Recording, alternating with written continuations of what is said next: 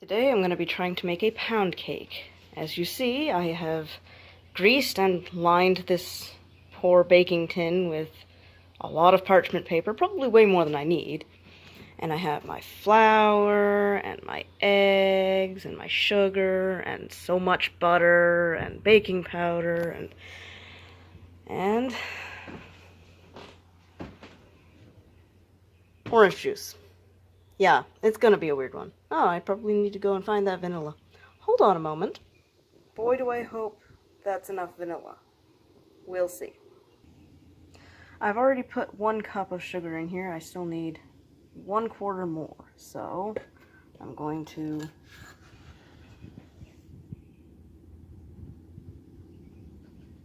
hold on. Let's get this all shaken off. And yay! This is hard to do looking through a screen. I'm going to pause this and go check to see that 1 1/4 cups sugar is the right amount.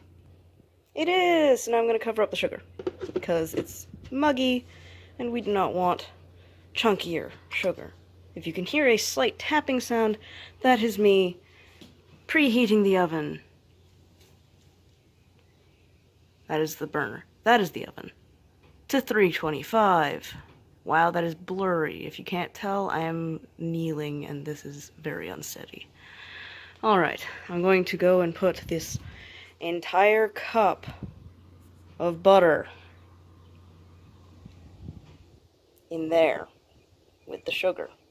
Hold, please. Here's hoping this works. Fall in, butter. Fall in. Fall in, butter. It did it. Yay. That goes in the sink because I'm not walking across the room to dump that. That is 2 different kinds of butter, in case you hadn't noticed. Yes, one is more yellow than the other. What's the difference? One's generic and one's expensive.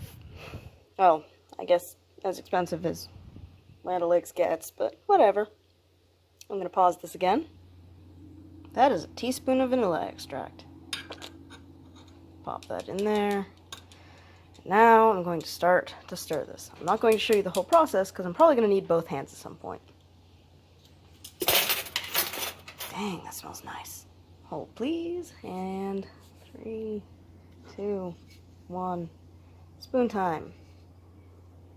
Yay, it focused eventually. It says to cream these together until they're smooth and fluffy. We'll see.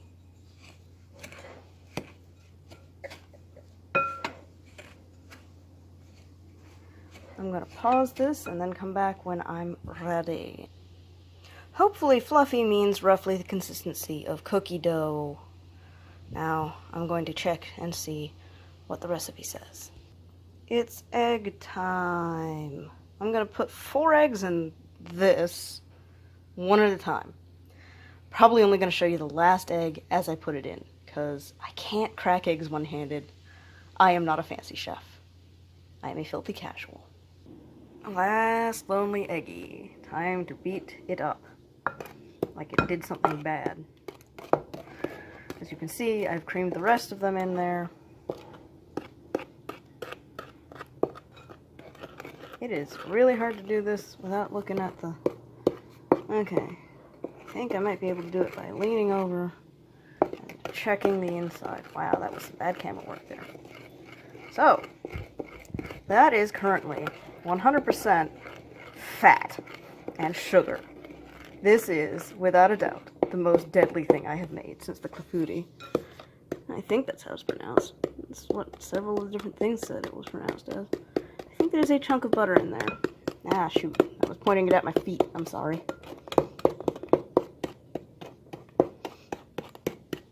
As you can see, I'm basically whapping it around. I'm going to put this down, really focus on it.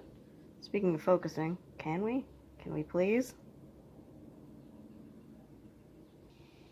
That is a tablespoon of orange juice, which we're going to add, and it's going to be delicious. Here we see 1 cup of flour, and that makes it 1 1/2. I've got it in a sieve because it says to sift them or whisk them together. And since I don't want to go through the trouble of trying to find a whisk, I'm going to just sift them because the sieve was just sitting there. There we go. Hold on. We're gonna be right back. And this is 1 teaspoon of baking powder that it refuses to really focus on, but hey. 1/2 teaspoon, yes. You can vaguely see the 1/2 teaspoon on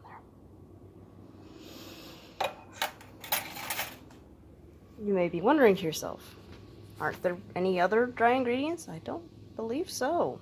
It says to call for salt, but we used salted butter. Why not? After consulting, it is in fact flour and baking powder that we're going to sift together in this little bowl. By the little bowl,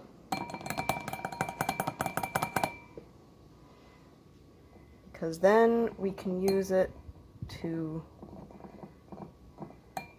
slowly add to our wet ingredients. I also need to put the lid back on that. You see, it's gonna get all wet. Gross. One moment. There, nice and fluffy. Now I'm gonna start adding it, little at a time, and mixing it, which I can't do one-handed. So you're just gonna have to believe me that I did it slowly, in small amounts, stirring as I went. Sorry. So much flour. Also, this video is gonna get pretty long. I'm not gonna include like a montage of me waiting. This is all you're getting of me stirring. It's getting pretty thick, you might be able to notice, since the bowl is now moving around quite a bit. Woo! Son of a pumpkin, that's thick. Hold on, I'm gonna see if I can... There. Much better. You're not getting the full butterscotchy, pale taupe color that I get here, but it's lovely. I'm going to spoon it into our tin, which I am going to move because, yikes, that would be bad. And there we are. Now I've got to go find an offset spatula and smooth this out because, yikes, that's just going to cook like a nut job. Offset spatula time. As you can see, I've already been doing this a bit.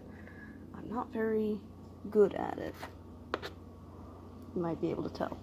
Just trying to get it into the nooks and crannies. And that is a problem. That is a lot of stuff on there. Hold, please. Okay, my mother just came home, so I'm going to chuck this in the oven real quick. 2 seconds. There, it's in the oven at 325 for 60 minutes to 70 minutes. I'll show you a picture when it's done.